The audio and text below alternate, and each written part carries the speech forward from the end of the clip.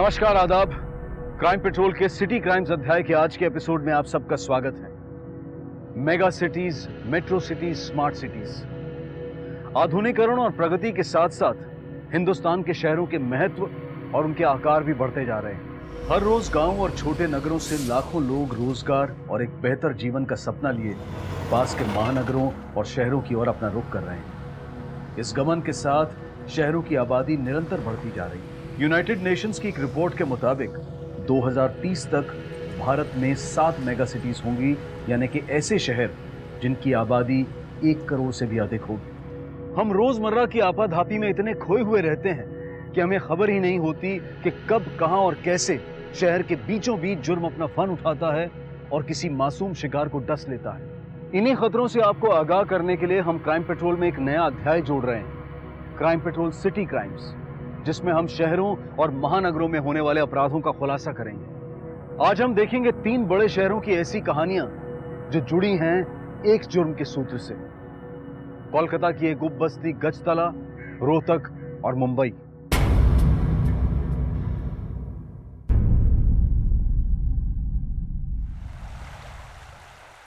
चांद के पालने में रात उनकर सो गई वो,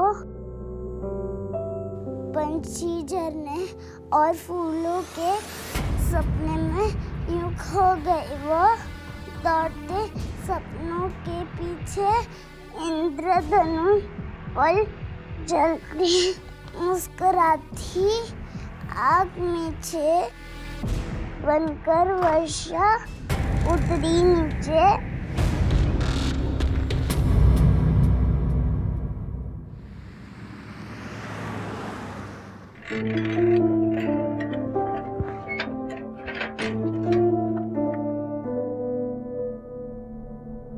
आज आने में देर हो गई आपके?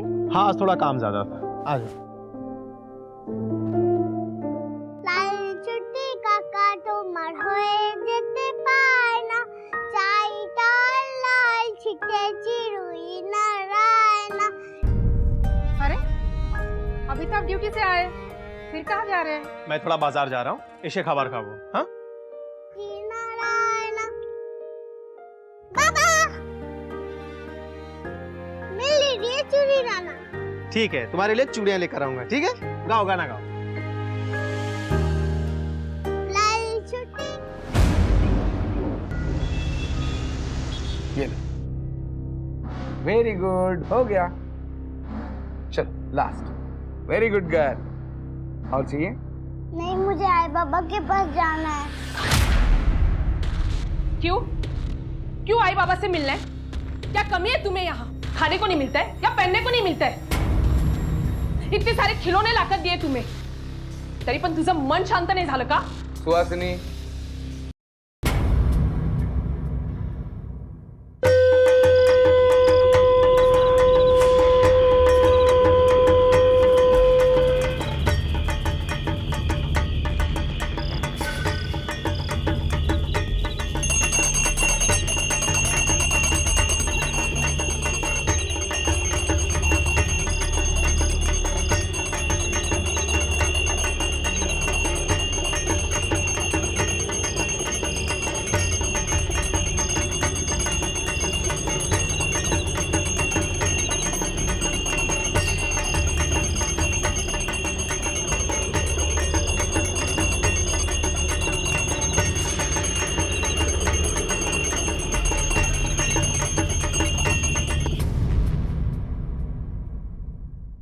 देख चारों ओर अपने, हैरान हो गई नन्ही परी, पंछी वालिया सब किसकी है जादूगरी। मुनिया, देखो तो तुमसे मिलने कौन आया है। आ जाओ, आ जाओ।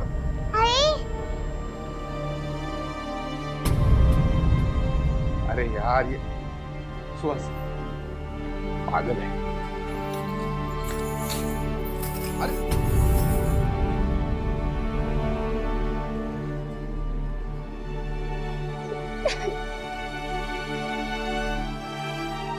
आप दोनों बातें करो, मैं मेरे 2 काम है निपटा कर। हाँ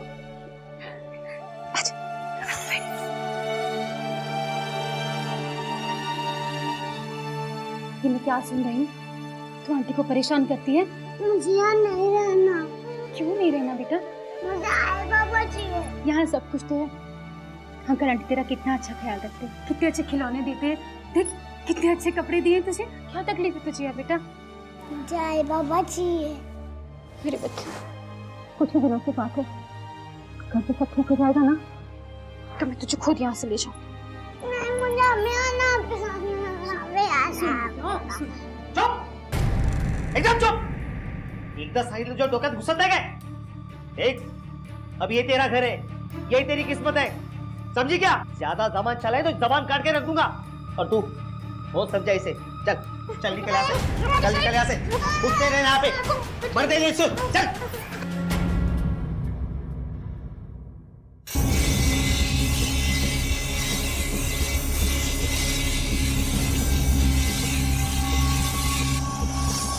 सुनो, चाकू देखो।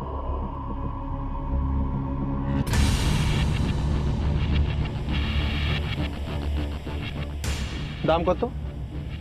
150।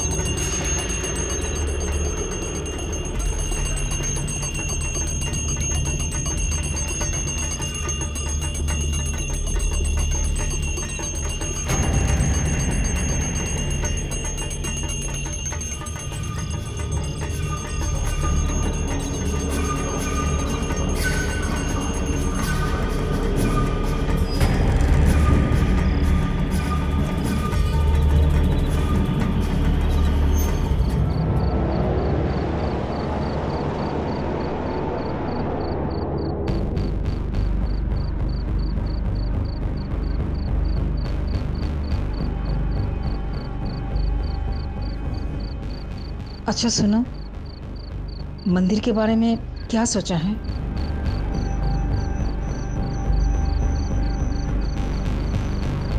सोचा है, तुम्हें चिंता करो ना, मैं कोई ना कोई उपाय करूँगा। चलो सोचो।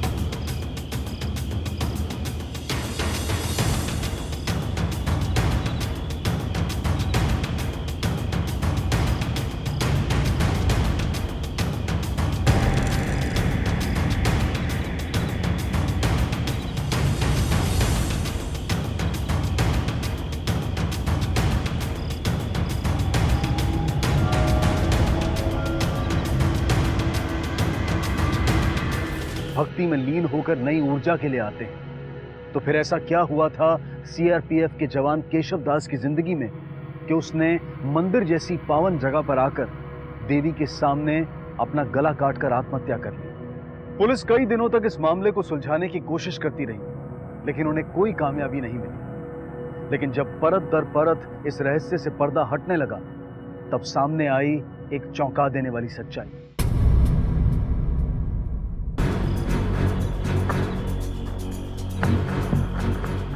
आप लोग जानते थे ना? हाँ हाँ, ये तो रोज ही आता था ये मंदिर पे। ये कब हुआ ये?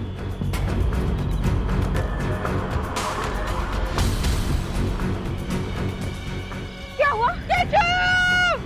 केशव!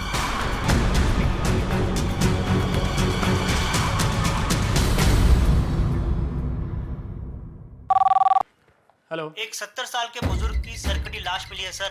क्या?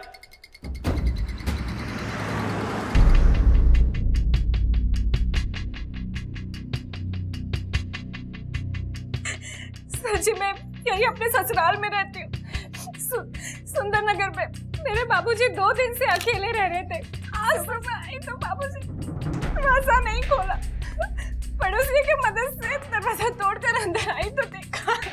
पर इतनी बेरहमी से कत्ल करके इनका सर काट कर कौन ले गया होगा? कुछ अंदाजा है किसने किया हुआ ये? जी नहीं। तुम्हारे बाबूजी किसी से कोई दुश्मनी थी क्या? ना जी, कोई दुश्मनी ना थी। तुम तो ससुराल में रहती हो, इस घर में और कौन कौन रहता है? बाबूजी थे, अम्मा है और दर्शन है। दर्शन? दर्शन मेरा छोटा भाई। वो किसी काम के लिए बाहर गया था।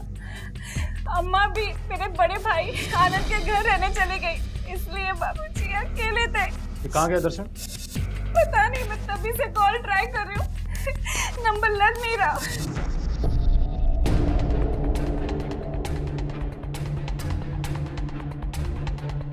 प्रेम, एक फोटो इसका भी निकाल लो।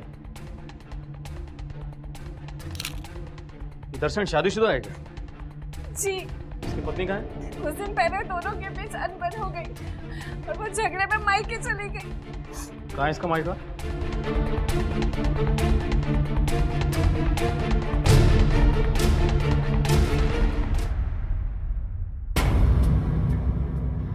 बहुत सह लिया था साहब, रोज उसकी खिटपिट सब घर का सोच के रह जाती थी, और उस दिन तो हद ही हो गई। अरे दाल इतनी पानी पानी क्यों है? ताकि सबकी कटोरी में ना थोड़ी थोड़ी आ सके। एक मुट्ठी दाल और खाने वाले 4। तो मेरे लिए निकाल देती, मट्टे के साथ खा लेता मैं। मट्ठा? कौन देते मट्ठा? पड़ोसी आके देंगे। 2 दिन से कह रही हूँ रसोई में कुछ नहीं खाने के लिए, पर तेरे घर में तो जू रेंगती नहीं है। जब अभी नहीं आया है पैसा तो क्या करूं बोल? तो कब आएगा पैसा? कब इस घर में इतना से चूल्हा जलेगा? अरे जब औकात नहीं है तो क्यों 4 लोगों का पेट पाल रहा है? अम्मा बाबूजी को जेठ जी घर पे क्यों नहीं छोड़ के आ जाता है? उनके घर में तो कमरे भी है ना। चुप कर, खबरदार जो आगे कुछ बोला तो। वो मेरे अम्मा बाबूजी है, तू मत सिखा। उनका ख्याल कैसे रखना है मुझे। हंस क्या रही है? हंस क्या रही है? कुछ नहीं। कुछ नहीं कैसे? हाँ, हंस क्या रही है? बोल ना। ये एक्टिंग पर हंस रही हूँ। तुझे शर्ट मार बन के घूम रहा है ना, इसकी सिर्फ मुझे पता है। जेठ जी के आगे तेरा मुंह खुलता नहीं है, इसी बात को तो फायदा उठा रहे हैं। बहुत लंबी हो गई ना तेरी जबान। अगर एक शब्द और बोला ना काट डालूंगा, समझी? जान ना। मेरे सास ससुर से कोई दुश्मनी ना थी। मैं मानती हूँ कि मैंने उस दिन गुस्से में कुछ ज्यादा ही बोल दिया। वो अपने माँ बाप से बहुत प्यार करते हैं, लेकिन ये बात भी सच है कि वो हम सबको नहीं पाल सकते थे। तो तुम्हें लगता है कि दर्शन अपने बाप की जान ले सकता है? नहीं साहब, मैंने कहा ना कि वो अपने माँ बाबू जी से बहुत प्यार करते थे। अभी 2 दिन पहले तो उन्होंने मुझे फोन किया था। क्या कहा उसने? माफी मांगने के लिए कहा। उन्होंने सब कुछ ठीक कर दिया, घर दुकान सब, और सारे झंझट भी खत्म कर दिए, और जल्दी वो मुझे अपने साथ लेकर जाएंगे। अच्छा, दर्शन कहाँ गया? कुछ बता कर गया था तुम्हें? नहीं साहब, कुछ नहीं बताया। और वो ठीक तो है ना? देखिए, परेशान मत होइए। दर्शन के बारे में जैसे कुछ पता लगे हम आपको बता देंगे।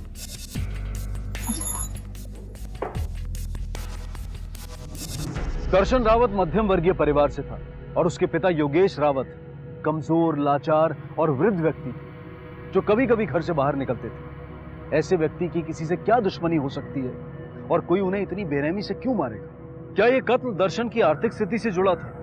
क्या किसी लेनदार ने दर्शन को सबक सिखाने के लिए ऐसा किया था? योगेश रावत का सर कहां था? और सबसे बड़ा सवाल यह था कि दर्शन रावत इस वक्त कहां था? बेटा काम पे बाहर, माँ दूसरे बेटे के घर, और बाप घर पे बिल्कुल अकेला। लगता है किसी ने मौका साथ के कांड किया है। सही कह रही हूँ नेरा, वरना इतने बूढ़े आदमी को जो पहले से इतना लाचार हो, उसको भला को इतनी बेरहमी से क्यों मारेगा? और बेटी तो कह भी रही थी कि बाप का कोई दुश्मन नहीं है। लेकिन अब तो लगता है कि दुश्मन था। मेरा अभी भी 2 सवाल है हमारे पास। पहला ये कि वो कटा हुआ सर कहाँ है, और दूसरा ये कि दर्शन कहाँ है। मेरा एक काम करते हैं, दर्शन के बड़े भाई को थाने बुलाते हैं, हो सकता है उससे कुछ पता लगे। सर,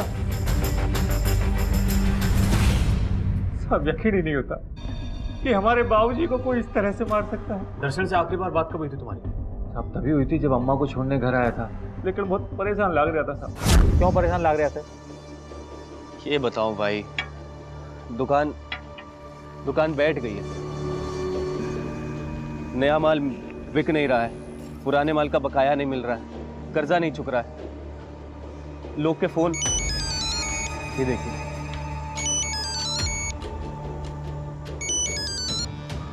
हेलो, हाँ जी बशीर भाई, हाँ जी, बस 1 हफ्ते का समय और दे दीजिए, बस 1 हफ्ते का। बशीर भाई देखिए, तमीज से बात करिए, ठीक है? जो मैंने आपको कह दिया कि 1 हफ्ते में पैसा मिल जाएगा, मतलब मिल जाएगा ना? बशीर, यप कैसी बात, नहीं देंगे पैसे, क्या कर लेंगे? मने लागे है गलत लोगों से उलझ गया दर्शन। ये बशीर कौन है? दर्शन ने बताया था इसके बारे में? ना जी साहब, बहुत पूछा मैंने, पर हर बार यही कह के टाल गया कि भैया छोड़ो ना, हमारा रायता मैं ही समझूंगा।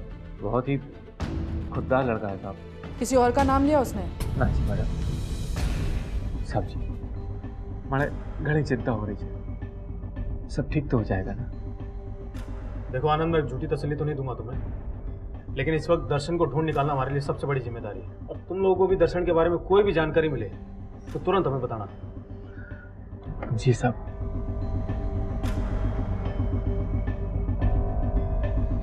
पुलिस के सामने सवालों का सिलसिला बढ़ता जा रहा था और उधर मुंबई में मुनिया को कुछ जवाब मिलने वाले थे जो किसी 6 साल की बच्ची के लिए नहीं, बल्कि किसी भी इंसान के लिए स्वीकार करना बहुत मुश्किल था।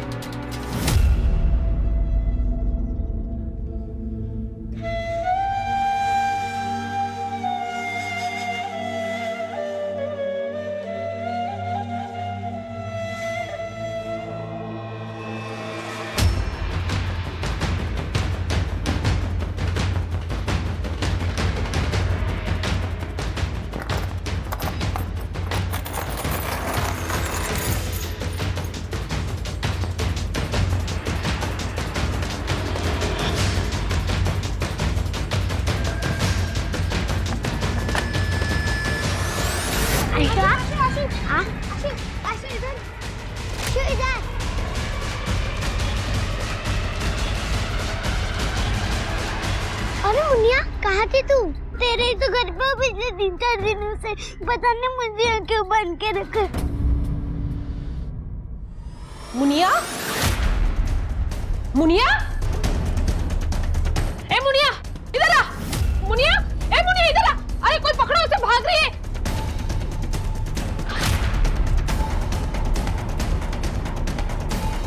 मुझे छोड़ दो, मुझे तुम्हारे साथ नहीं आना, मुझे छोड़ दो। चल अंदर। मैंने कहा था ऐसी हिम्मत आई ना मत करना, बोला था या नहीं बोला था? कौन थे ये लोग जिन्होंने मुनिया को कैद कर रखा था और उनका मकसद क्या था? और मुनिया के माँ बाप उसे उस कैद से निकालने के लिए तैयार क्यों नहीं थे? इन सारे सवालों से जुड़ा था मुनिया का भविष्य। उधर रोहतक में भी पुलिस योगेश रावत के कत्ल के बारे में कुछ ऐसे ही चौंका देने वाले खुलासे करने वाली थी।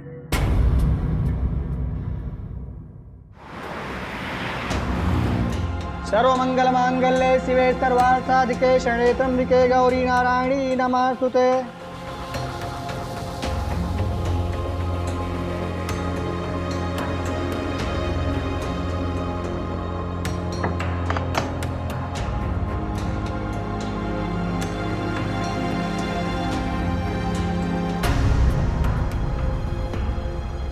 ये क्या है?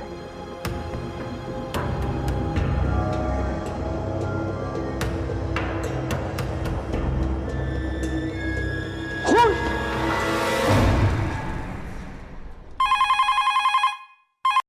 हेलो, क्या? ठीक है, हम अभी पहुंच रहे हैं। क्या हुआ सर? नेहरा, एक कटा हुआ सर मिला है। एक काम करो, दर्शन के बड़े भाई आनंद को फोन करो और उसे नीलम बस्ती के काली माँ के मंदिर में आने के लिए कहो। सर। चलो।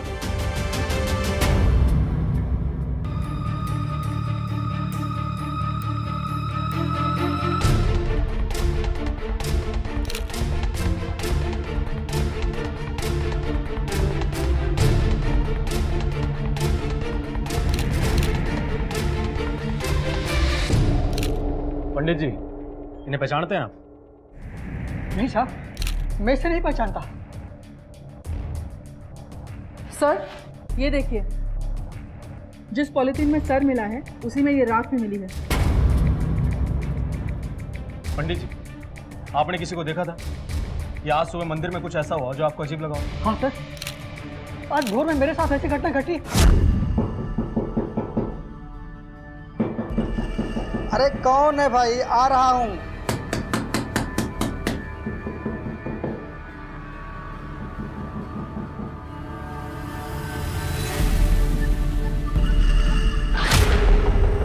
कौन हो तुम? दरवाजा खोलो। मंदिर के पट खोलने का समय अभी नहीं हुआ है, तुम जाओ यहाँ से। भक्तों के लिए माता का दर हमेशा खुला रहना चाहिए। दरवाजा खोलो। तुम दर्शन हो ना? दरवाजा खोलो। तुम दर्शन हो। और फिर सर 1 घंटे बाद जब मैं नहा रहा था, तुम अंदर कैसे आए?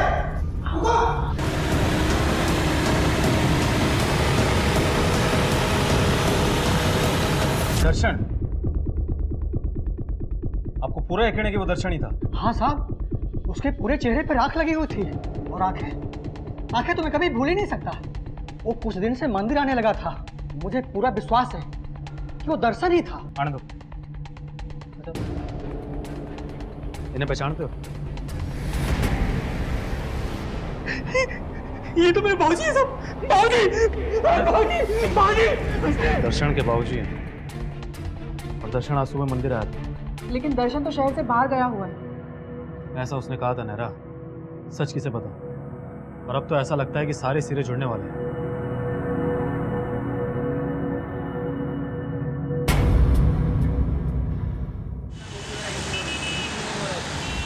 बाप रे, एक बच्ची गुस्सा हो गई। बिरयानी है, खाओगी?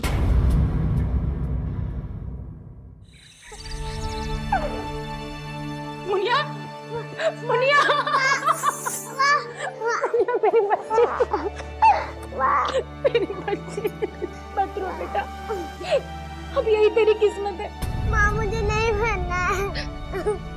तू मरेगी नहीं बेटा, तेरा दूसरा जन्म होगा और दूसरे जन्म में ना तू बहुत बड़े घर में पैदा होगी, बहुत अमीर माँ बाप के पास। नहीं, मुझे नहीं मरना। देख तू डर मत, तुझे बिल्कुल डर नहीं होगा। पंडित जी है ना? अरे चुप कर, चुप कर। अरे माँ है कि डायन है तू? क्या हो गया तुमको? होश में तो हो? होश में तो अब आया हूँ। हाँ। बस बहुत हो गया, अब ये खेल मैं यही खत्म कर दूँ। हाँ, अभी खत्म करता हूँ। ए, कुछ चाहते? ए, हट जा मेरे रास्ते से, बीच में मार। अब तेरे को बोल रहा हूँ मैं। अरे हम 2 वक्त की रोटी नहीं दे सकते अपनी बेटी को। तू लंगड़ा हो गया है, कोई काम नहीं देता तुझे। ऐसे ही चलता रहा ना तो तीनों को जहर खाना पड़ेगा। अरे वो तो मेहरबानी है शिंदे साहब की, जो हमारी मुनिया के बदले हमें पैसे दे रहे हैं। और जानता है, कह रहे थे कि आगे भी हमारा ध्यान रखेंगे। अरे आइए, इसकी कायदा सुने। 2 कौड़ी की कमाई नहीं है तेरी। अरे 2 टाइम लोगों के जूठे बर्तन मास्टर लगता भी घर चलाती हूँ मैं। अरे इसका मतलब ये नहीं कि अपनी बेटी की लाश पर तू पकवान खाएगी। देख पैसा होगा ना तो हमारे दिन बदल जाएंगे। हरी, तो मेरी बात मान ले। अरे शर्म आती है मेरे को। मैं तुम किसी को छोड़ूंगा नहीं, सबका फाटा फोड़ दूंगा। पूजा की तैयारी हो गई? कह रहे साहब, शांति, क्या हुआ? साहब वो मेरा आदमी हरी साहब, उसका दिमाग खराब हो गया। मुझे लगता है कि वो पुलिस के पास जा रहा है। क्या?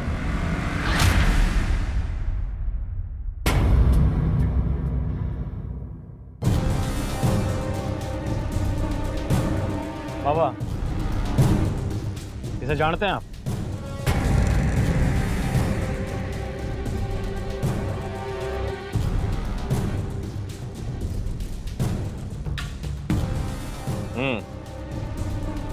आया था 2 दिन पहले। क्या कहा तुमने उससे? हम कुछ नहीं कहते, हम किसी से कुछ नहीं कहते। जो भी कहती हैं माँ कहती है।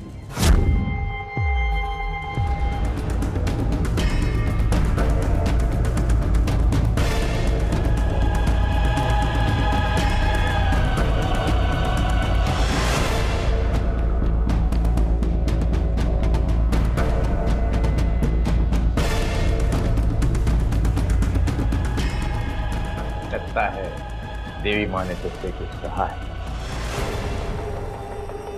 कहा है मेरी सारी परेशानी दूर हो जाएगी, बहुत सारे पैसे आएंगे मेरे पास। बलि दे किसी अपने की बलि। अपने बाप की। नैरा वो अपनी पत्नी से मिलने के लिए जरूर जाएगा। चलो।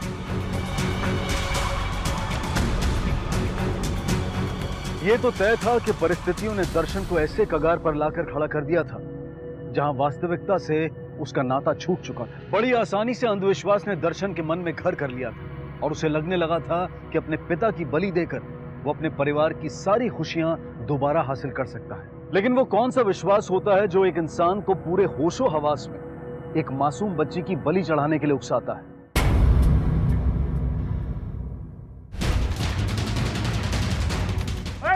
पकड़ इसको! रुके! रुक जा! कहाँ भाग रहा तू?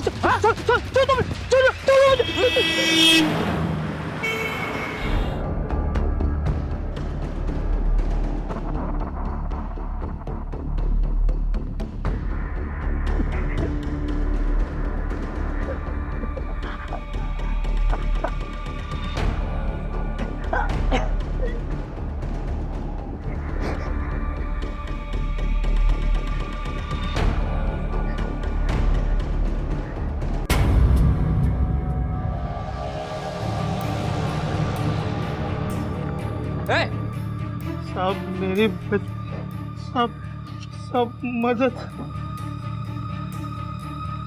काय झालं रे? सब मदद करो साहब, वो मेरी बच्ची मार देंगे सब उसको। सब मदद करो साहब। मुनिया की कहानी में पहली बार उम्मीद की किरण नजर आने लगी। कम से कम हरी का जमीर जागने से इस हैवानियत की खबर पुलिस तक पहुंची। कितनी मजबूर, कितनी लाचार होगी वो बच्ची जिसकी सगी मां उसे मौत को गले लगाने के लिए उकसा रही। कितना भयानक और गहरा होगा वो प्रचलन जिसके बारे में छोटे बच्चे भी बेतकल्लुफी से बात करें। सवाल यह है कि इस महानगर के बीचों बीच इस बेरहम प्रचलन की सच्चाई छुपी कैसे रही।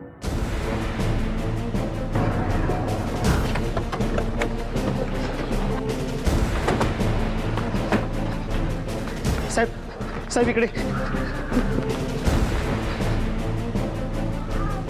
6 नहीं 5 है, 5 है। No cheating Amol, no cheating. अरे साहब क्या हुआ? साहब इसी कमरे में, सब इसी कमरे में मेरे मुनिया को छुपाया था साहब। सब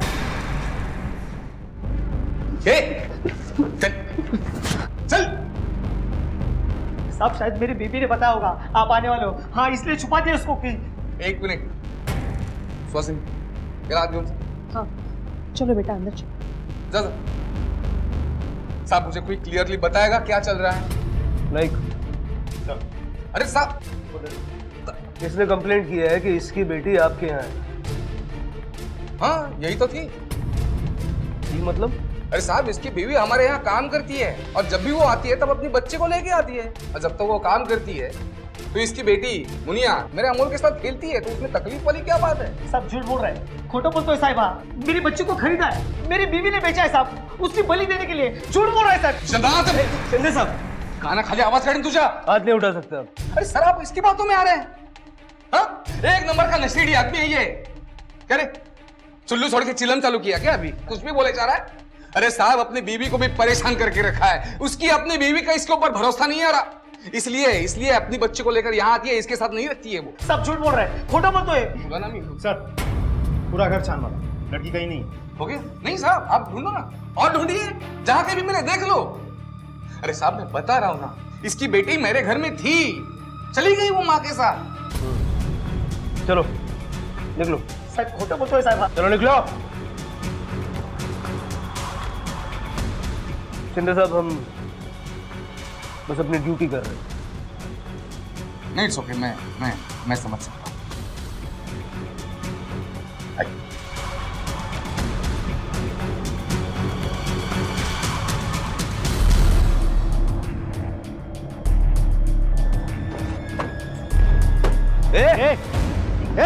क्या पागलपन है? उठ। ये देखिए सर, नया नाटक शुरू हो गया इसका। सर ऐसे लोगों की वजह से ना ड्यूटी के टाइम वेस्ट होता है। चल उठ उठ। अरे क्या है ये?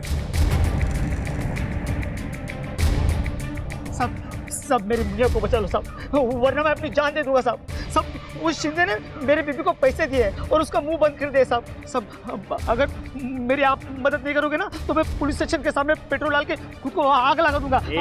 एक लाफा दूंगा ना। पुलिस को धमकी देता है? नहीं, एक मिनट। अगर हमने यहाँ तक पड़ताल की है तो एक कदम और सही। अगर शिंदे ने इसकी बीवी को पैसे दिए होंगे तो पैसे होंगे, और अगर पैसे होंगे तो हमें दिखेंगे। चल साहब।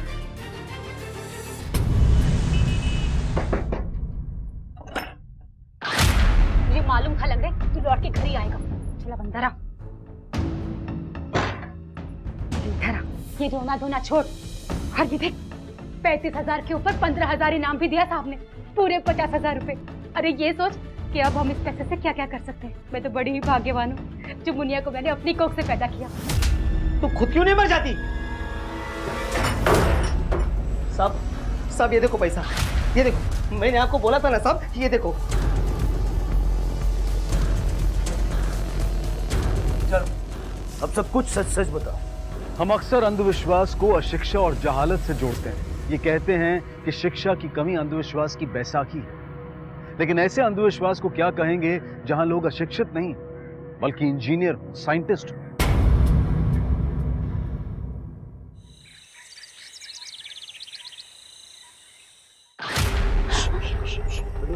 मैं हूँ तेरा दर्शन।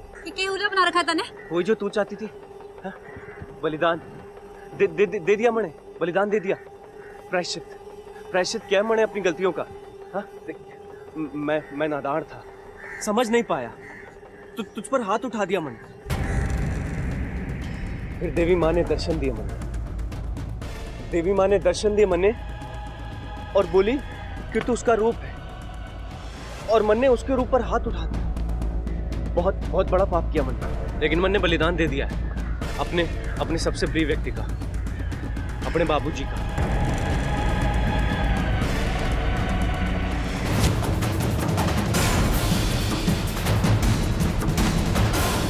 जय देवी माँ। अब कायदे से तन्ने मने माफ कर देना चाहिए ना। नहीं, तैयार मुझे कहीं कहाँ जा रही तू? मैंने कहीं नहीं जाना। ये तू क्या कह रही है? देख देवी माँ ने कहा था कि बलिदान दूंगा तो तू मान जाएगी। बचाओ, कोई है, बचाओ। चुप, माँ की बात नहीं मानेगी तू। देखता हूँ कैसे नहीं मानती माँ की बात। कोई है, बचाओ। देवी माँ की बात मानेगी। देवी माँ की चल, तेरी बलि मैं चलाऊंगा। चल तू मुझे छोड़ नहीं सकता, कहीं बात छोड़ेगी नहीं तुम्हें। विधि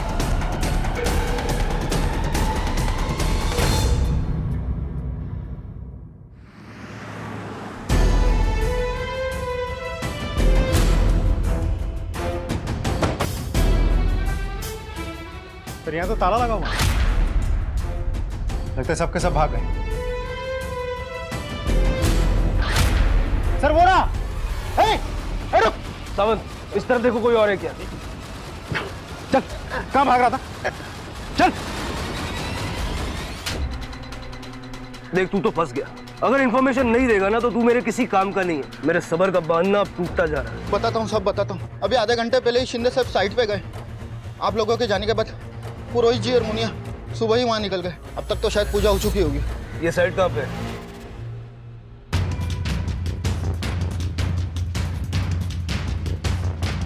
पंडित जी। जी साहब। बड़ी जल्दी में है। अरे साहब वेलकम वेलकम वेलकम। अच्छा हो आप आ गए या मुझे पता नहीं था आप आने वाले हो, मतलब पता होता तो गाड़ी भेज देता। कोई बात नहीं, हम अपनी गाड़ी लाए। अब आप तो हमें यहाँ लाए नहीं, लेकिन हम आपको यहाँ से पूरे सम्मान के साथ हमारी गाड़ी में ले जाएंगे। मुनिया यहीं कहीं होगी, जरा पूरा एरिया छान मारो। अरे साहब आप भी अभी तक उस बेवड़े की बातों में उलझे हुए हो। हाँ क्यों टाइम की खोटी कर रहे हो? चलो प्रसाद, मुंह बंद रख और चुपचाप खड़ा रह। चलो पंडित जी दिखाइए कहाँ पूजा की आपने। सर यहाँ तो कुछ भी नहीं मिला सर। लो हो गई तसल्ली। मुझे पता नहीं चल रहा है आपकी मुझसे क्या दुश्मनी है। हाँ उस बेवड़े के लफ्जों में आकर आप। ए सिन्ने, तू अपने आप को बहुत चालाक समझता है। हाँ? तेरी सारी सच्चाई हमारे सामने है। शांति ने हमें सब कुछ बता दिया है। मुनिया को अगर एक खरोच भी आई ना तो क्या कर लो, क्या कर लोगे? हाँ उस 2 टके की औरत की बातों में आकर आप मुझ पर चढ़ रहे हो। देखिए साहब, शिंदे हूं मैं, शिंदे। हल्का मत समझना मुझको। हाँ भाई, भारी तो तू है लेकिन भारी बेवकूफ। शिंदे साहब, कंस्ट्रक्शन मजबूत नींव पर टिकी होती है, मासूम बच्चों के लाशों पर नहीं। बात सर उधर कुछ मिला है। चल इधर आइए, ये देखिए सर, यहाँ पूजा की गई है। सावंत सर खुद दो। रुक रुक, भगवान की पूजा है, उधर चलाएगा? इंस्पेक्टर साहब, भगवान की पूजा को हाथ भी लगा ना तो खून खराब कर दूंगा मैं इधर। ए सावंत, चल चल चल बोलो।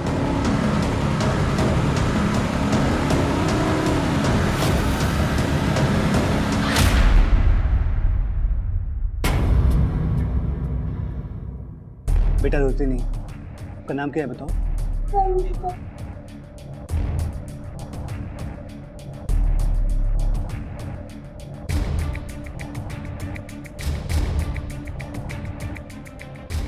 जी बताइए, आप अपना बयान देना चाहती थी। उन्होंने आत्महत्या नहीं किया, तो फिर? उन्होंने आत्म बलिदान दिया है। क्या मतलब? उन्होंने मन्नत मांग कर रखी थी 30 तारीख को एक बकरा बलिदान देना था, पर बकरे खरीदने के लिए उनके पास पैसे नहीं थे।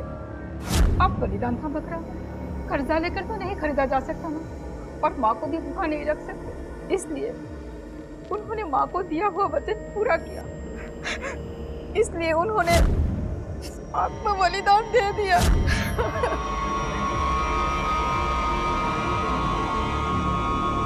मुंबई, कोलकाता, रोहतक, देश के 3 अलग अलग प्रांत, समाज के अलग अलग तबके और तीनों कहानियों में एक सामान्य प्रसंग। 21वीं सदी में दुनिया का नेतृत्व करने के सपने देखने वाले इस देश में नरबली जैसी भयानक प्रथा आज भी इतने उग्र भाव से प्रचलित है, ये सोचकर भी मन सिहर उठता है। और जब ऐसे जुर्म पढ़े लिखे और जागरूक नागरिकों की देखरेख में हों, तो वाकई ये आसार हैं कि खतरे की घंटी बज चुकी है। वक्त आ गया है कि हम अपनी आंखें खुली रखें, और अगर अपने आसपास ऐसी घटना घटने का अंदाजा भी लगे तो हमें तुरंत पुलिस को इन्फॉर्म करना चाहिए। नमस्कार, आदाब। क्राइम पेट्रोल सिटी क्राइम्स अध्याय के आज के एपिसोड में आप सबका स्वागत है। महानगर जहां सुख सुविधाओं के साधन हैं, तो वहीं भाग दौड़ और एक दूसरे से आगे बढ़ने की होड़ के कारण भी है। इसी रस्साकशी में इंसान अपने पड़ोसियों से, दोस्तों से, यहाँ तक कि अपने रिश्तेदारों से भी दूर होते दिखाई दे रहा है, और हमारा आज का ये केस भी इसी तरफ एक इशारा है।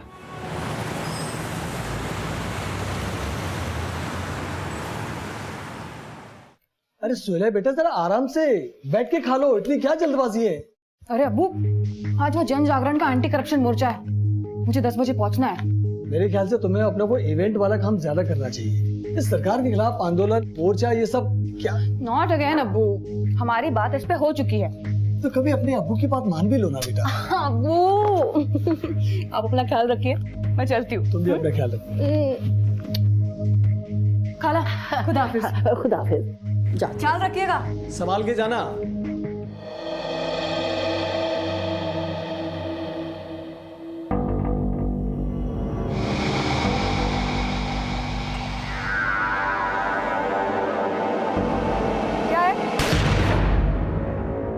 हिंसा मनुष्य का नैसर्गिक यानी कि नेचुरल गुण नहीं है।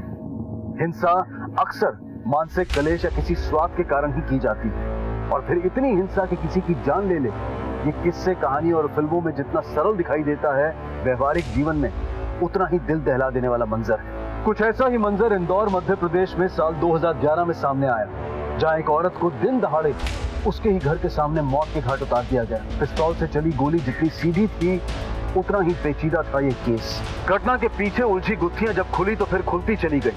आपसी रंजिश, ईर्ष्या और नफरत का जो घिनौना दृश्य सामने आया, उससे सिर्फ इंदौर वासी नहीं बल्कि पूरा देश सख्ते में आ गया।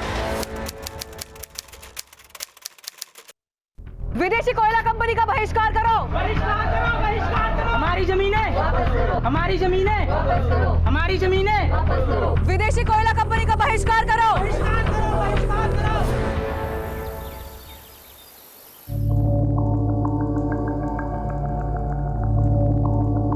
कितना तड़पाते हो तुम मुझे, जानते हो?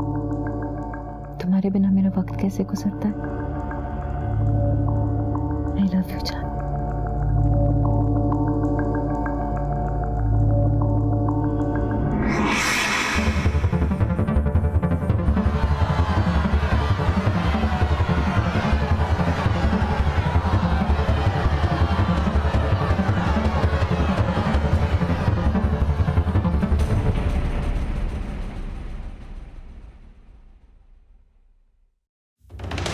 मशहूर आरटीआई एक्टिविस्ट सोहेला मकसूद ने अपनी जंग तेज कर दी है। हम इस वक्त खड़े हैं भंवरकुआं के कोल माइंस के ठीक सामने। मामला है विदेशी कोयला कंपनी किस तरह से अवैध खनन कर रही है, और वहीं दूसरी तरफ सोहेला मकसूद ने अपने सवाल पूछे हैं सरकार से, और सरकार की होश फाख्ता हो चुके हैं। सोहेला, हमारे सूत्रों का ये कहना है कि सरकार के मंत्रियों का आप पे दबाव है, वो चाहते हैं कि आप आरटीआई फाइल ना करें। देखिए, सरकार ये परियोजना लोगों पर जबरदस्ती थोप रही है। हमारा अनुमान है कि इस प्रोजेक्ट से इस इलाके के पर्यावरण को जबरदस्त नुकसान होने जा रहा है।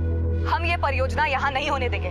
क्या हम होने देंगे? नहीं होने देंगे। ये जंग तो चलती रहेगी जब तक सरकार नींद से जाग नहीं जाती है। तुम जानते हो उसको?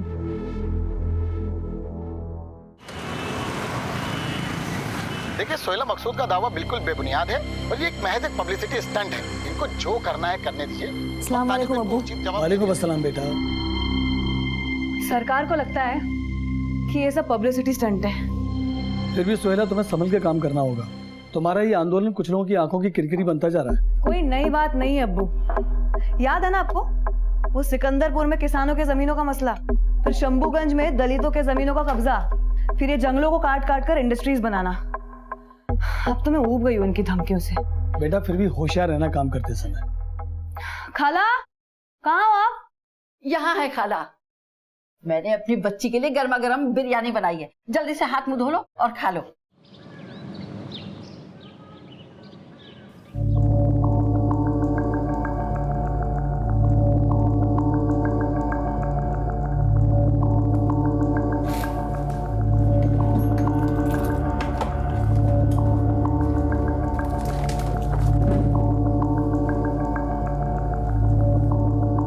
सत्रह जून 2008।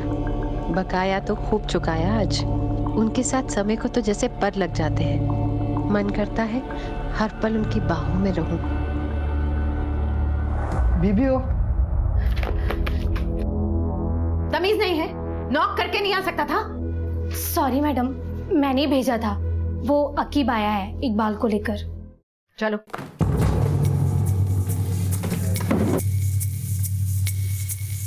क्यों रे इकबाल? पैसे तेरे बाप के हैं जो तू लेके बैठा हुआ है? पूरे इंदौर की खाक छानी है बीबी जी, तब जाके मिला है कमीना। वही था बीबी जी, अभी तो मेरे पास पैसे नहीं है। मेरे तो खाने की भी मोहताजी चल रही है। कहाँ से मैं आपके 30,000 रुपए चुकाऊं? थोड़ा वक्त मुझे दे दीजिए। ये मोटरसाइकिल इसकी है? हाँ। रख ले। अरे बीबी जी, नहीं नहीं, ऐसा मत करो बीबी जी। पैसे चुका और मोटरसाइकिल ले जा। चला मुंह काला कर यहाँ। अरे नहीं नहीं बीबी जी, एक मौका दे दीजिए। अल्लाह के वास्ते मुझ पे रहम कीजिए प्लीज, मेरी मेहरबानी कीजिए। धक्के मार के निकाले इसको यहाँ से। चल। नहीं बीबी जी, चल बे। सारा मूड खराब कर दिया। जाके देखो पैर स्कूल से आई या नहीं। जी।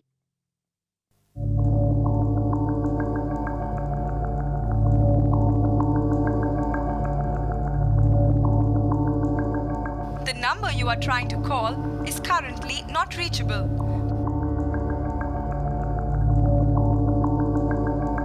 कॉफी पियोगे?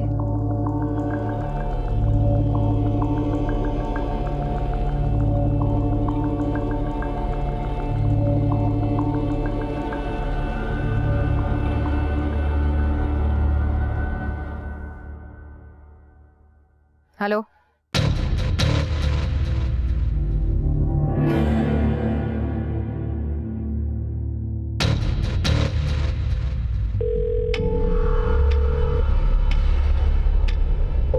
फोन क्यों नहीं उठा रहे?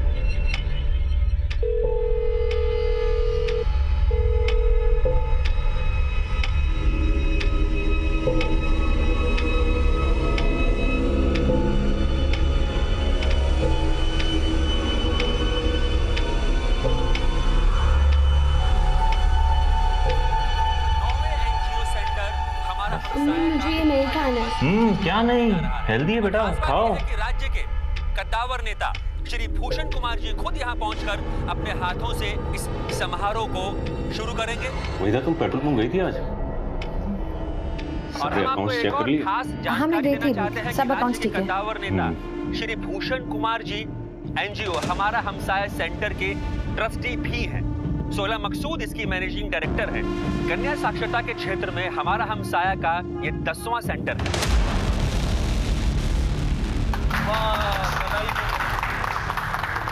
Thank you. मिठाई पे तो पहला हक सोहेला का है। लो। बहुत ही बढ़िया काम कर रही है सोही। सोही तो यहाँ थे जनाब, और मुझे कह रहे थे मैं जानता नहीं। क्या हुआ वहीदा? वो गलती से हाथ से छूट गया चम्मच। कोई बात नहीं, रफीक साफ कर देगा। रफीक, आओ भाई, टेबल साफ कर दो।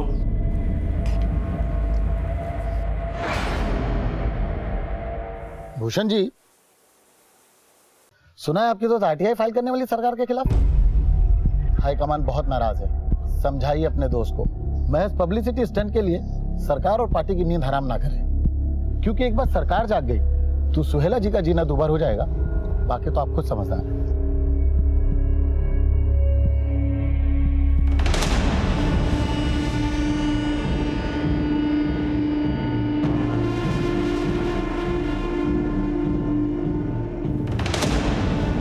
अरे मैडम रुकिए ना, अभी मैडम अंदर मीटिंग चल रही है।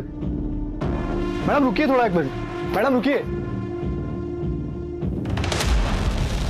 अरे वहीदा, आओ आओ। सोहेला, ये कर लो काम तुम। ये आरटीआई वाला मुद्दा जो है ना, इस पे गौर करना। बाकी मैं देख लूंगा। Okay, I see you around. मैं सोच के बताती हूँ। वैसे मैं पीछे हटने वाली नहीं हूँ। Excuse me.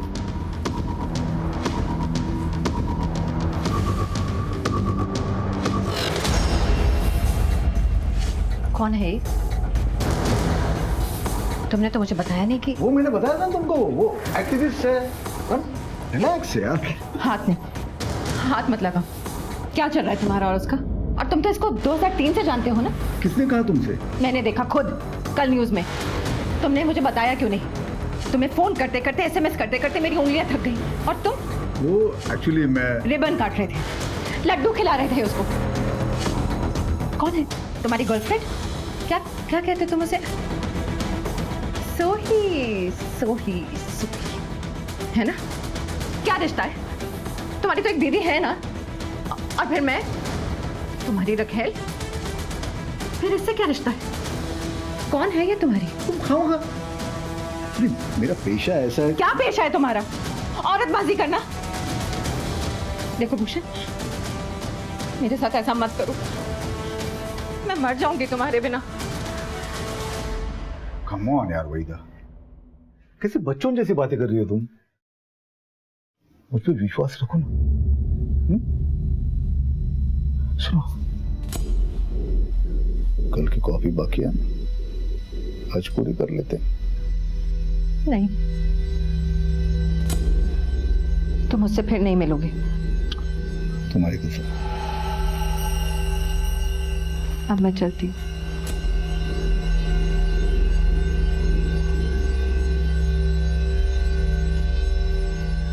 Love you.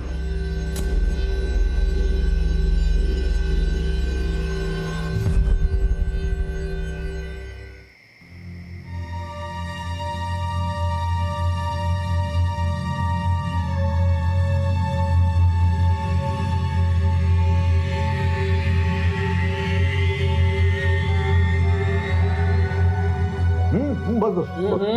अरे आपने तो अंडा करी ट्राई नहीं किया खाला के हाथ का। लीजिए। वही पिछले 5 सालों में सब कुछ ट्राई कर चुका हूँ मैं। अंडा करी, पुलाव, कुरमा, बिरयानी, सब कुछ। And I think she is the best. ये जो आरटीआई का जो मसला है, आपका क्या मशवरा है इस सिलसिले में? आरटीआई थोड़ा प्रॉब्लमेटिक है, सो मैं तो कहूंगा कि थोड़े दिन रुक जाओ। क्या है कि अभी के गवर्नमेंट के लिए बहुत बड़ा प्रोजेक्ट है और मैं भी तो गवर्नमेंट का हिस्सा हूँ, तो यू नो मेरे लिए तो सांप छछूंदर वाली सिचुएशन हो जाएगी। तो आप क्या है, सांप या छछूंदर?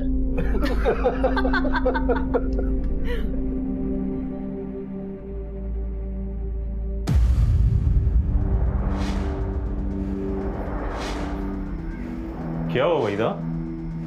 कुछ दिनों से देख रहा हूँ बहुत टेंशन में हो। Any problem? ऐसी तो कोई बात नहीं है।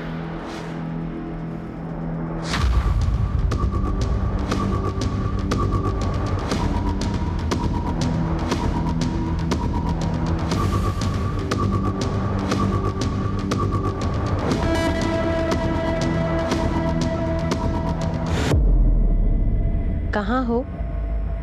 ऑफिस में।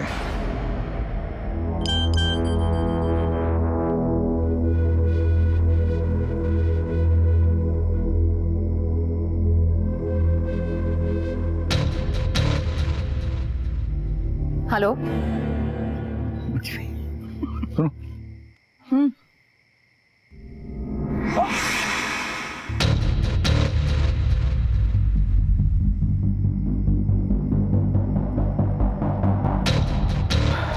चलो चलता हूँ। ठीक है। तो सुनो यार, वो आरटीआई को कुछ करो ना। पार्टी मेरे पीछे पड़ी है, कुछ दिन रुक जाओ ना तुम, नहीं तो कांड हो जाएगा। कांड हो जाएगा ना तो हो जाने दो। इन दिनों बाद नहीं होगे। जाओ, लेट हो रहा है। बाय। घर जा रहा हूँ ऑफिस से, कल मिलेंगे।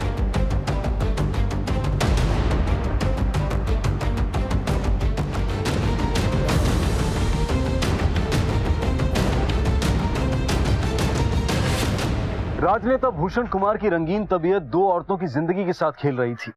वहीदा को सोहेला का यूं भूषण से मिलना जच नहीं रहा था। हालांकि सोहेला और भूषण की दोस्ती खासी पुरानी थी, लेकिन नया प्यार पुराने की शक्ल से तो क्या, सोच से भी परहेज करता है। और इन सब के दरमियान एक सामाजिक राजनीतिक मामला भी उबाल खा रहा था। सोहेला भूषण की दोस्त थी, लेकिन जगतपुरी कॉपर माइंस और ऐसे ही कई मामलों में वो सरकार के खिलाफ थी।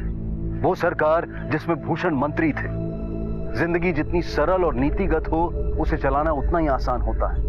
उलझनों से भरी हुई जिंदगी एक टाइम बॉम्ब की तरह फटने के इंतजार में होती है।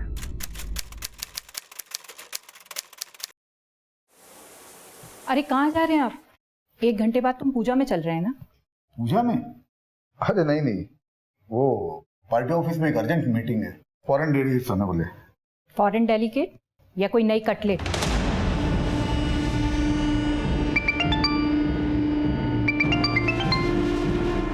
उस सोशल एक्टिविस्ट से तुम्हारा मन भर गया है या कोई नई मिल गई है, जिससे रात रात भर तुम फोन पर मैसेज से बातें करते हो?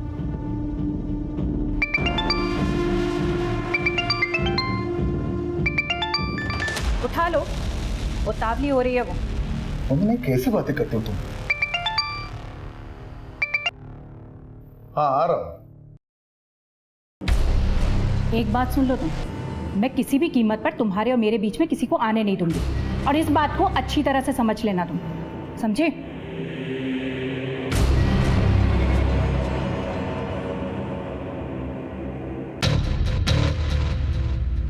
देखिए मिश्रा जी, आरटीआई के कागजात तैयार हो गए हैं। मैं 1-2 लॉयर्स को भी कंसल्ट कर रही हूँ और मंडे तक फाइल रेडी हो जाएगी। फिर वो सरकार जाने और ये फिरंगी कंपनी।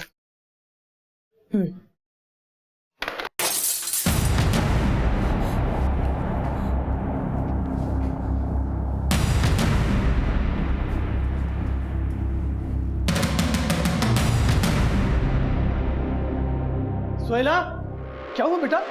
अरे ये कांच किसने तोड़ा? ये क्या लिखा है इसमें? जंगल के गीदड़ों को बचाने के चक्कर में शेर के मुंह में हाथ डाल रही हो। अभी भी वक्त है, संभल जाओ। बेटा पुलिस को फोन करना चाहिए। नहीं अबू, कोई जरूरत नहीं है। अरे बेटा इतना धमकी भरा खत लिख रहा है। नहीं अबू, ये किसी ने पत्थर के साथ ये धमकी भरा खत भेजा है। देखिए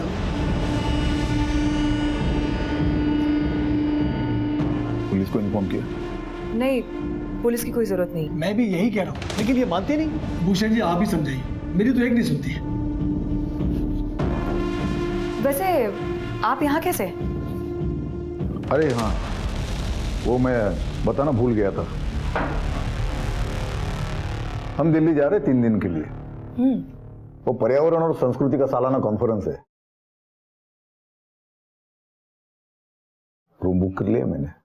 रूम? 1 या 2?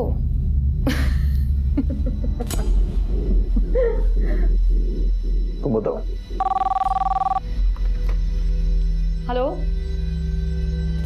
हेलो, देखो कुछ बोलना नहीं है तो मत बोलो, पर मैं किसी से डरने वाली नहीं हूँ।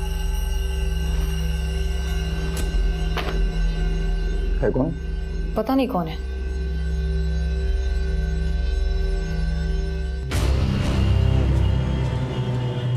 अस्सलाम वालेकुम भाईजान। भाईजान वो बहन की शादी फिक्स कर रहा हूँ। हफ्ते 10 दिन में पैसों का इंतजाम नहीं हुआ तो परेशानी आ जानी है। एक काम है, पर थोड़ा टेढ़ा है, करेगा? हाँ ठीक है भाईजान, हमने कौन सा सीधे काम किया अभी तक। तो वैसे पैसे तो हाथों हाथ मिल जाएंगे ना? मिलेगा, आया तुरंत लखनऊ से तू। इंदौर में मन भर गया तुम्हारा तो दिल्ली की टिकटें करवा ली। हाँ कॉन्फ्रेंस है वहां पर। किसे बेवकूफ बना रहे हो? इस फ्लाइट की टिकट पर साफ साफ नाम लिखा हुआ है उसका, सोहिला मकसूद का। उसके साथ जा रहे हो ना तुम? हाँ तो कॉन्फ्रेंस है, काम से जा रहा हूँ। वंदना तुम्हें तो हर बात में शक होने लगा है। शक? मैं अच्छी तरह से जानती हूँ कि शक का इलाज मुझे कैसे करना है।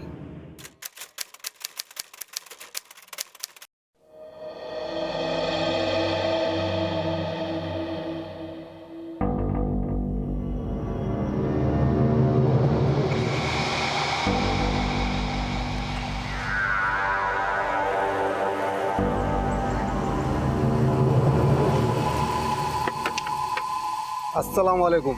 वालेकुम अस्सलाम भाईजान। तो तैयार हो? जी भाईजान तैयार हूँ। शाबाश। लेकिन भाईजान ये है कौन जी का हमें काम तमाम करना?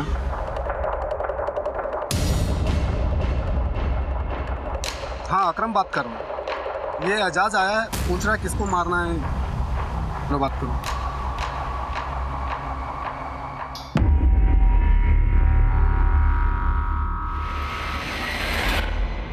हटो। क्या हुआ? होगा क्या? मेरे जैसी और कितनी फंसा रखी है तुमने? फंसा रखी? वैसे क्या बात कर रही हो तुम? एक भी नहीं। अच्छा, और वो सोहिला मकसूद उसी के साथ थे ना कल? देखो वैदा तुम गलत समझ रही हो। वो बस साथ में काम करती है। एक बार मेरी आंखों में देखकर बोलो, कुछ नहीं है वो तुम्हारी। वैदा एक समय था कुछ, पर अब नहीं है। एक बात समझ लो, तुम सिर्फ मेरे हो और मैं तुम्हें किसी के साथ बांट नहीं सकती। तुम्हारी बीवी है, बच्चा है, सब बर्दाश्त है मुझको, उसके आगे कोई नहीं।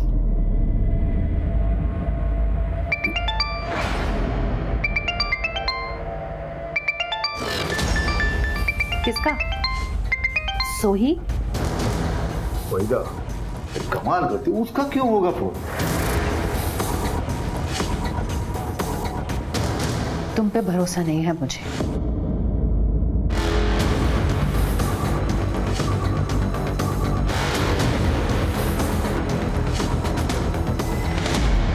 भूषण कुमार नफरत और रंजिश की एक ऐसी आंधी को सींच रहा था जो शायद उसकी जिंदगी को तबाह कर सकती थी। वहीदा का सोहेला के प्रति शक और आक्रोश उसे पागलपन की हद तक ले जा रहा था। अब वो कदम कदम पर सोहेला और भूषण पर नजर रखने लगी थी, और वहीं दूसरी तरफ अपने पति की आदतों से वाकिफ भूषण की पत्नी वंदना अपनी बर्दाश्त की हद पर खड़ी थी। भावनाओं के आवेश में इंसान अपना आपा खो बैठता है, और अपराध भी इसी मानसिकता में होता है, और शायद यही हो रहा था। कहीं किसी ने अपराध की कमान खींच ली थी और क्रोध के तरकश से इंतकाम का एक तीर चल पड़ा था।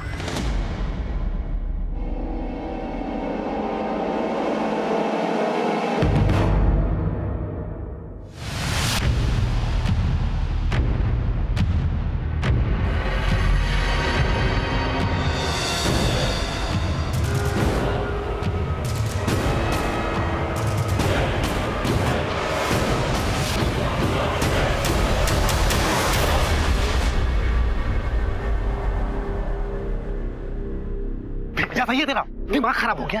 गोली क्यों नहीं चलाई? सामने से निकल गई वो। भाई वो मैं साफ साफ बोल, फट गई तेरी। हाँ भाई, भाई सुल्लू के पट्टे ने गोली नहीं चलाई। अबे उसको छोड़, तू कर। बाइक वो चलाएगा, घोड़ा तू दबा। पर भाई कल हो जाना चाहिए काम, समझा? अरे सोहेला बेटा जरा आराम से बैठ के खा लो, इतनी क्या जल्दबाजी है? अरे अब्बू, आज वो जन जागरण का एंटी करप्शन मोर्चा है, मुझे 10 बजे पहुंचना है। मेरे ख्याल से तुम्हें अपने को इवेंट वाला काम ज्यादा करना चाहिए। इस सरकार के खिलाफ आंदोलन, मोर्चा, ये सब क्या? नॉट अगेन अब्बू, हमारी बात इस पे हो चुकी है। तो कभी अपने अब्बू की बात मान भी लो ना बेटा। अब्बू आप अपना ख्याल रखिए, मैं चलती हूँ। तुम भी अपना ख्याल रखो। खाला, खुदा हाफिज। खुदा हाफिज।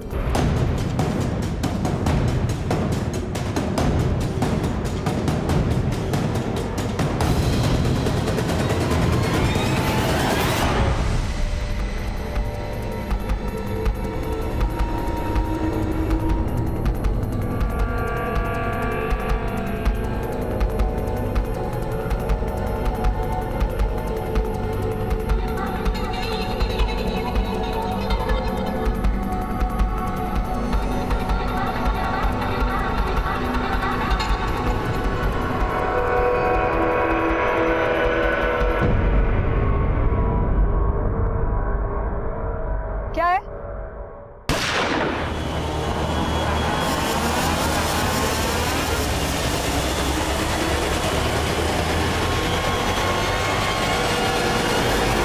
अरे सोहेला बेटा सुन रहे तो अपनी फाइल भूल गई है। सोहेला, या अल्लाह, ये तो यहीं खड़ी हुई है। सोहेला बेटा, आपकी ये फाइल। सर ये देखिए, यहाँ पे वार किया गया।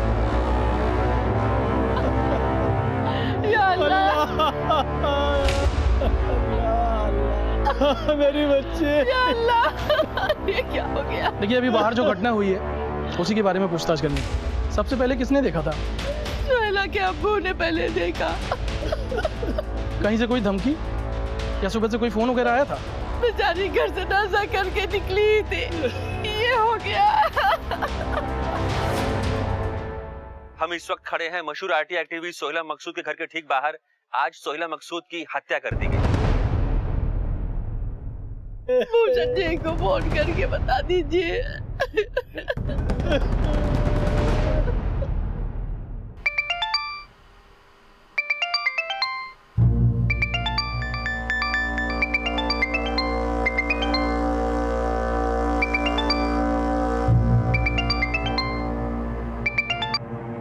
हेलो भूषण जी। मंत्री जी अभी पूजा में। अरे मेरी सोहेला को किसी ने मार दिया। मैं इतला कर दूंगा, वो कॉल कर लेंगे आपको। एक गाड़ी खड़ी है सोहेला की। सोहेला सुबह तड़के 9 बजे घर से निकलती है दफ्तर के लिए। इस गाड़ी में बैठती है। ये गाड़ी सोहेला की है।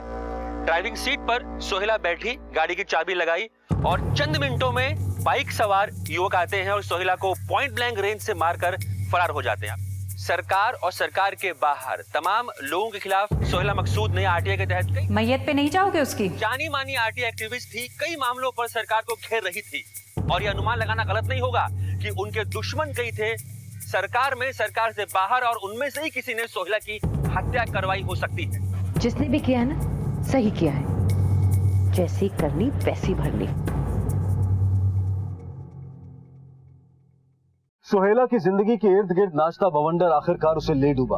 ये कहना मुश्किल था कि मौत किसकी हुई थी। समाज सेविका, RTI activist, event management company की मालकिन सोहेला मकसूद की, या फिर भूषण कुमार की पुरानी दोस्त और माशूका सोही की। फिलहाल पुलिस के लिए केस सुलझाना मुश्किल हो रहा था। लाश थी लेकिन हथियार गायब था। मोटिव कई थे लेकिन किसी का सुराग नहीं था। पुलिस ने शुरू में आसान रास्ता चुना और शुरुआती तहकीकात के आधार पर हत्या से इनकार कर दिया। वैसे तो तहकीकात अब भी चल रही है, पर हमारी प्राइमरी इन्वेस्टिगेशन से ये मसला एक सुसाइड का लग रहा है। पर सर अब तक आपको हथियार भी नहीं मिला है, तो फिर आप कैसे कह सकते हैं कि एक सुसाइड है? हमारी जानकारी के मुताबिक सोहेला जी काफी परेशान चल रही थी और उनकी संस्था हमारी हमसाया पर काफी बड़े कर्ज थे। हो सकता है उन्होंने इस वजह से सुसाइड कर लिया हो। और वैसे भी इस केस में अभी कुछ साफ कह पाना थोड़ी जल्दबाजी होगी। Thank you. तो ये थे मेरे साथ भंवरकुआ के इंस्पेक्टर राजे, जो सिर्फ अनुमान लगा रहे हैं। पुलिस की पूरी तहकीकात से इस मामले में जबरदस्त लापरवाही दिखाई दे रही है। ऐसा लगता है कि पुलिस किसी दबाव में काम कर रही है और इस पूरे हत्याकांड को, दिन दहाड़े हुई इस हत्या को ठंडे बस्ते में डाल रही है। नामी सोशल एक्टिविस्ट सोहेला मकसूद की मौत को लेकर पुलिस तहकीकात से जन आक्रोश सिर्फ प्रदेश में नहीं बल्कि पूरे देश में बढ़ रहा था। सोहेला कुछ संवेदनशील मामलों को लेकर एडमिनिस्ट्रेशन और सरकार के खिलाफ थी और कुछ लोगों को उसके नजरिए से आपत्ति थी। ऐसे में सोहेला की मौत को महज आत्महत्या करार देना, और वो भी तब जब आत्महत्या की कोई ठोस वजह और हथियार सामने ना हो, ये लोगों को बर्दाश्त नहीं हो रहा था। आखिरकार इस मामले को सीबीआई को सौंप दिया गया और सीबीआई ने इस मामले की नए सिरे से दोबारा जांच पड़ताल शुरू की। सर सोहेला मकसूद केस की ballistic report.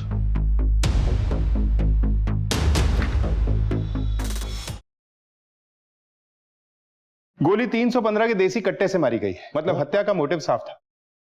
Zafar, Indore police से सोहेला के कॉल रिकॉर्ड निकलवाओ और जहां ये वारदात हुई, क्या नाम है उस जगह? शाहबाग। वहां के मोबाइल टावर के रिकॉर्ड भी निकलवाओ। जी सर। जफर, सोहेला बहुत ही सोशल और पॉलिटिकल मसलों में इन्वॉल्व थी। It looks like a case of vendetta. बदले की कार्रवाई में किया गया है। आखिर सोहेला की वजह से किसको बड़ा नुकसान हो रहा था? सर, सोहेला मकसूद के कॉल रिकॉर्ड। सर, इन कॉल रिकॉर्ड के हिसाब से उस रोज सुबह भूषण कुमार ने फोन किया था सोहेला को। भूषण कुमार? ये तो राज्य के मंत्री है सर, सोहेला और भूषण कुमार की बहुत पुरानी दोस्ती है। सर, सोहेला का जो एनजीओ हमसाया, उसके फाउंडर मेंबर भी हैं। लेकिन ये तो गवर्नमेंट में है। जी सर, और सोहेला ने हाल ही में गवर्नमेंट के खिलाफ आरटीआई फाइल की थी। सर, सोहेला जिस रोज सुबह मोर्चे के लिए जा रही थी, वो भी गवर्नमेंट के खिलाफ ही था। सर, सोहेला के 6 महीने के कॉल रिकॉर्ड्स को देखकर तो ऐसा लगता है कि भूषण कुमार में और सोहेला में दोस्ती नहीं, दोस्ती से कुछ बढ़कर ही चल रहा था। चलो, ये दोस्ती का नकाब उलटते हैं। सर, आइए, बैठिए। निगम जी, सर, इनके लिए कुछ चाय कॉफी देखो। सर बोलिए। No thanks sir. तो आपका कहना है कि आपके फैमिली रिलेशन से सोहेला मकसूद के साथ? यूं कहिए कि मैं मेंटर था उसका। बहुत ही नेक दिल और जुझारू एक्टिविस्ट थी सोहेल मकसूद। पर वो आपके आपकी सरकार के खिलाफ थी। वो एक अलग मसला है। देखिए, प्रजातंत्र में विचारों की लड़ाई होती है। मतलब लड़ाई थी? आप मेरे मुंह में शब्द डाल रहे हो। मंत्री जी, अच्छा, जिस वक्त ये हत्या हुई थी, मतलब जिस दिन ये घटना हुई थी, उस वक्त आप कहाँ थे? उस वक्त मैं कैबिनेट मीटिंग में था। राइट निगम जी? जी कैबिनेट मीटिंग में थे। फिलहाल तो एक्सक्यूज मी, मुझे एक जरूरी मीटिंग के लिए जाना है सचिवालय में। आपको अगर कोई भी पूछताछ करनी हो तो आप बेझिझक आ सकते हो। निगम जी? जी सर। इनकी चाय कॉफी का बंदोबस्त। जी सर, बोला सर। सर, वो इस बार हम नहीं, ये आएगा हमारे ऑफिस में। ये आदमी जरूर कुछ छुपा रहा है, या तो डायरेक्टली इन्वॉल्व है या छुपा हुआ खिलाड़ी है।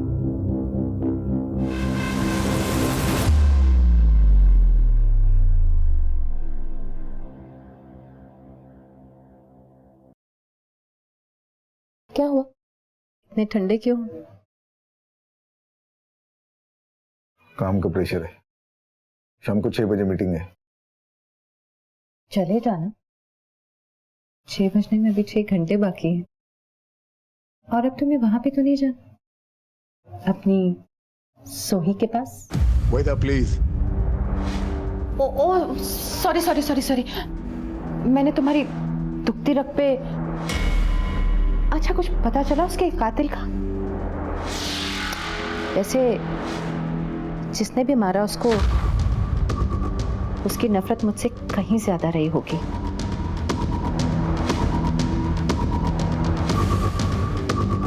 लेकिन तुम क्यों मूड खराब करते हो? मैं हूं ना, आओ तुम्हारा मूड ठीक करते। नहीं सर, मंत्री जी मेरी बेटी सोहेला से नफरत कर ही नहीं सकते, और दोनों ने एक साथ मिलकर समाज सेवा का बहुत सारा काम किया है सर। बल्कि हम साया भी मंदिर जी की सरपरस्ती में खुला है। सोहेला उन्हें बहुत मानती थी, बहुत अदब करती थी उनका। सिर्फ अदब या और कुछ? आलम साहब, हमारा काम है शक करना। और मुझे भूषण जी पे कोई शक नहीं है। हाँ, एक बार धमकी भरा पर्चा जरूर कोई फेंक गया था। क्या लिखा था उस पर्चे में? जान से मार देंगे। आरटीआई का मसला था और किसी नेता का भी फोन आया था लैंडलाइन पर। एक बार मैंने ही सोहेला को दिया था। क्या नाम था नेता का? कोई विक्रांत आनंद थे। तुम्हारे खिलाफ आरटीआई फाइल की थी सोहेला ने। तो चेतावनी दी थी आपने उसको? चेतावनी? कैसी चेतावनी? तुम्हारे बड़े बड़े प्रोजेक्ट्स को नुकसान पहुंचाया था उसने। बड़े बड़े प्रोजेक्ट ये लोग समाज सेवा के नाम पे रुकवा देते हैं। कितना नुकसान करते हैं समाज का। तो ऐसे लोगों को मर जाना चाहिए, नहीं? मैंने मरवाया उसको? ये आप बोल रहे हैं, मैं नहीं। गौर साहब, आप अपना और मेरा दोनों का कीमती वक्त बर्बाद कर रहे हैं। चलता हूं मैं। जय हिंद। जफर, ये आदमी तो टिपिकल नेताओं की तरह बातें बनाकर चला गया। हाँ सर। जफर, इस केस में देसी कट्टा यूज हुआ है, हालांकि बरामद नहीं हुआ। इस एरिया में जितने भी लोग अवैध हथियार बेचने या खरीदने का धंधा करते हैं, सबको घेरो। कोई लोकल आदमी ही हथियार लेके आया होगा। जी सर। हैरान परेशान सीबीआई ने इस केस के बारे में कोई भी ठोस जानकारी देने वाले को 10 लाख रुपए का इनाम देने की घोषणा कर दी। इधर जन आक्रोश बढ़ रहा था और उधर सरकार भी आए दिन मीडिया और विधानसभा में सवालों से घिर रही थी कि अचानक इंदौर पुलिस के हाथ वो किलर अकीब है ना, वो एक देसी कट्टा और 4 कारतूस ले गया मेरे से साहब। सर, ये वही आकिब है जो तड़ीपार है। Yes, I know that man. पुराना हिस्ट्री चीटर। तू कब मिला उससे? अकीब का फोन आया था मेरे को, बोला एक देसी चाहिए साहब। 25,000 में सौदा तय हुआ था, वो आके ले गया साहब। इसके कॉल रिकॉर्ड्स निकलवाओ। सर।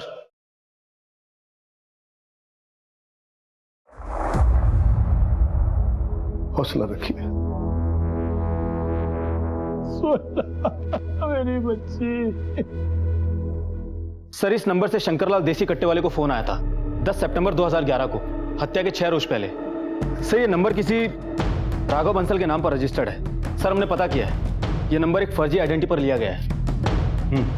सर, हमने राघव बंसल के कॉल रिकॉर्ड्स भी निकलवाए हैं। सर, राघव बंसल का फोन 16 सितंबर को बंद हो गया था, जिस दिन सोहेला की हत्या हुई थी। लेकिन सर, राघव बंसल के फोन पर 2 फोन अधिकतर आए थे।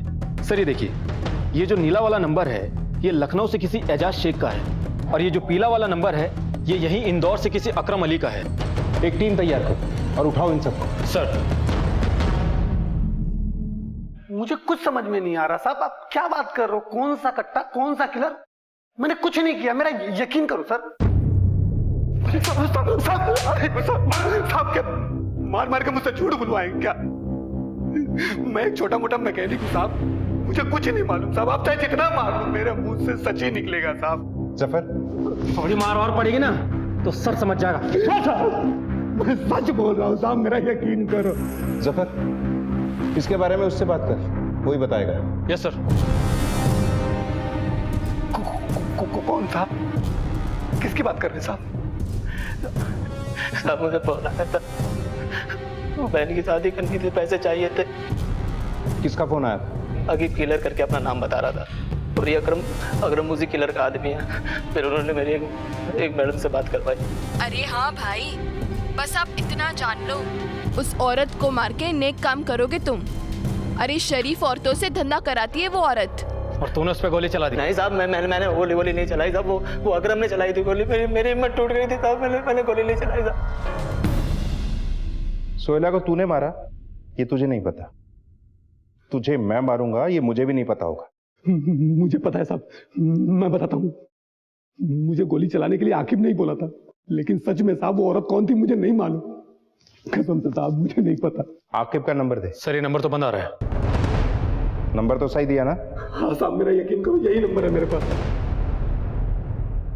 जफर, इस केस में 3 लोग सामने आ रहे हैं। अकरम ने गोली मारी थी, एजाज बाइक चला रहा था, और आकिब गायब है। तीनों के कॉल रिकॉर्ड निकलवाओ।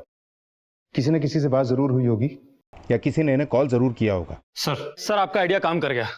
हत्या के रोज यानी 16 सितंबर को सुबह 9 से 11:15 तक शाहबाग मोबाइल टावर के पास इन तीनों के फोन्स मौजूद थे, अकरम, एजाज और आकिब किलर का। सर, इन तीनों में लगातार बहुत बातें हो रही थी, और सर आकिब का फोन स्विच ऑफ होने से पहले उसके फोन पर आखिरी बार कॉल इस नंबर से आया था।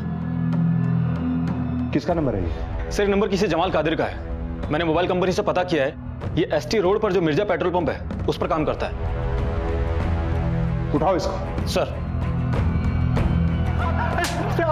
मैंने फोन नहीं किया था साहब। तो फिर किसने किया था? वो मेरी मैडम ने मेरे फोन से फोन किया था साहब, मैंने नहीं किया था। कौन है ये लोग? सीबीआई, सोहेला मकसूद हत्याकांड में कुछ पूछताछ करनी है आपसे। कौन सोहेला मकसूद? क्या कह रहे हैं आप लोग? अनजान मत बनी, हम वही कह रहे हैं जो आपने जमाल कादिर के फोन से उन किराए के कातिलों को कहा। झूठ बोल रहा है वो। मैं भला किसी को उसके फोन से फोन क्यों करूंगी? मेरे पास हम जानते हैं आपके पास 2 नंबर और भी, उनकी भी जांच चलती है। पहले आप चलिए, ले चलो इन्हें। अरे लेकिन मैं कहीं नहीं जाऊंगी। तलाशी लो पूरे ऑफिस की। अलमारी की चाबियां दीजिए।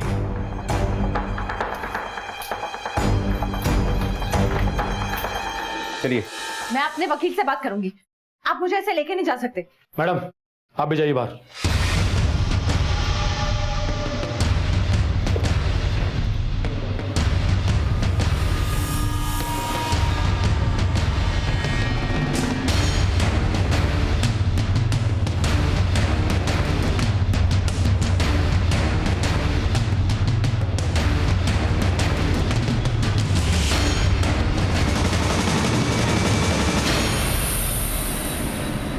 जून 2008।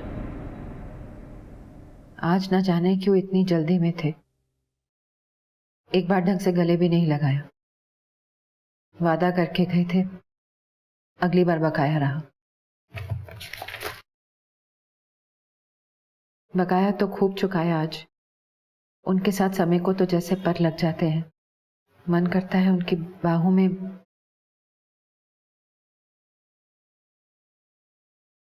14 सितंबर 2011। मैं पागल हो जाऊंगी। ये औरत मुझे तबाह कर देगी।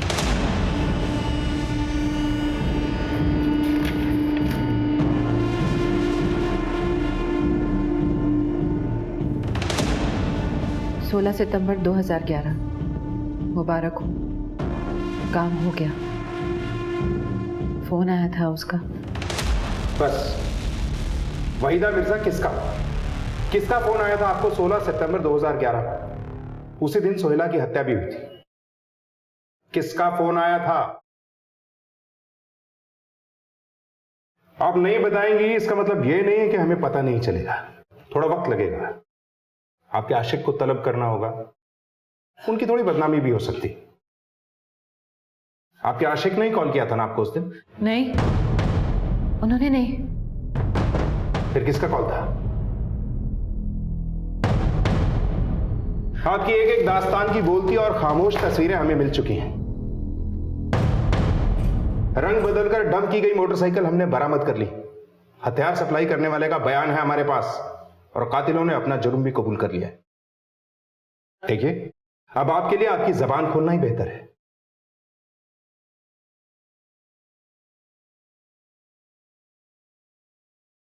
भूषण कुमार से मेरी मुलाकात साल 2008 में हुई थी, एक बिचौलिए नवीन गुप्ता के जरिए। शुरू में मैं महज उनसे कॉन्ट्रैक्ट हासिल करने के लिए मिलती थी,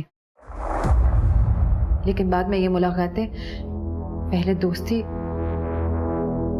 और फिर प्यार में तब्दील हो गई। मुझसे पहले भी भूषण की जिंदगी में कई औरतें थी, सोहेला उनमें से एक थी। मैं नहीं चाहती थी मेरे और भूषण के बीच कोई भी आए। मना किया था, मत मिलो उससे। वो फिर भी मिलते थे। वहीदा जी, आपको कैसे मालूम कि वो लोग मिलते थे? लोग लगा रखे थे मैंने उनके पीछे।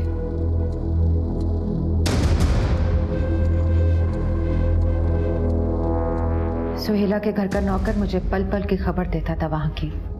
1-2 बार फोन पे सुना और अपनी आंखों से भी देखा।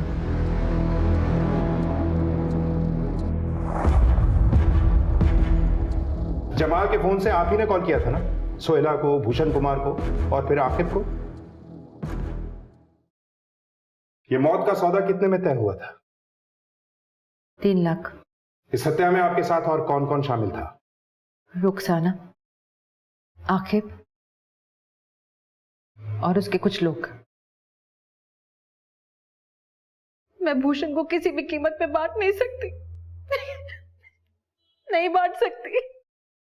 पर अफसोस, कानून से मिलने वाली सजा को बांटने के लिए वो आपके साथ नहीं होगा।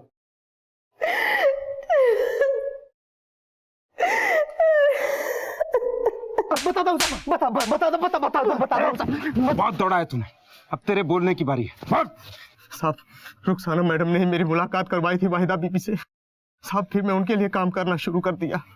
फिर उन्होंने सोहेला मकसूद को मारने का काम सौंपा मुझे, और मैंने अकरम और एजाज को बुला लिया। साहब सर, मैं तो वाहिदा मैडम का साथ निभा रही थी। हाँ भाई, बस इतना जान लो कि उस औरत को मारकर नेक काम ही करोगे तुम। हम भी आपका साथ छूटने नहीं देंगे। किसी से इतना प्यार के प्यार के लिए हत्या कर दी जाए, वो प्यार नहीं हो सकता। सीबीआई स्पेशल कोर्ट में सीबीआई ने एक के बाद एक गवाह पेश किए। प्रोसिक्यूशन ने इस मामले को ईर्ष्या से प्रेरित हत्या का मामला बताया, जिसके तहत वहीदा तौफीक ने किराए के अपराधियों से सोहेला मकसूद की हत्या करवाई। वहीदा और रुखसाना को आजीवन कारावास की सजा और अकरम और आकिब किलर को आजीवन कारावास के अलावा आर्म्स एक्ट के तहत 5 साल की सजा सुनाई गई और एजाज को सरकारी गवाह बनने के एवज में माननीय कोर्ट द्वारा बरी कर दिया गया। प्यार पर अगर ईर्ष्या का पैबंद लग जाए तो प्यार प्यार नहीं जहर हो जाता है, और फिर अपने अपने वैवाहिक बंधनों में बंधे दो लोगों का गुप्त रूप से प्यार करना सामाजिक ही नहीं बल्कि नैतिक मूल्यों का भी उल्लंघन है। और एक महत्वपूर्ण सूचना, 19 मार्च 2018 से आप क्राइम पेट्रोल देखेंगे एक नए समय पर, रात 11:30 बजे। जी हाँ, रात 11:30 बजे देखते रहें क्राइम पेट्रोल। 1:15 को सीख हम सबको। जय हिंद। क्राइम पेट्रोल के और भी दिलचस्प कहानी देखने के लिए हमारे चैनल को सब्सक्राइब करें और बेल आइकॉन दबाना न भूलें।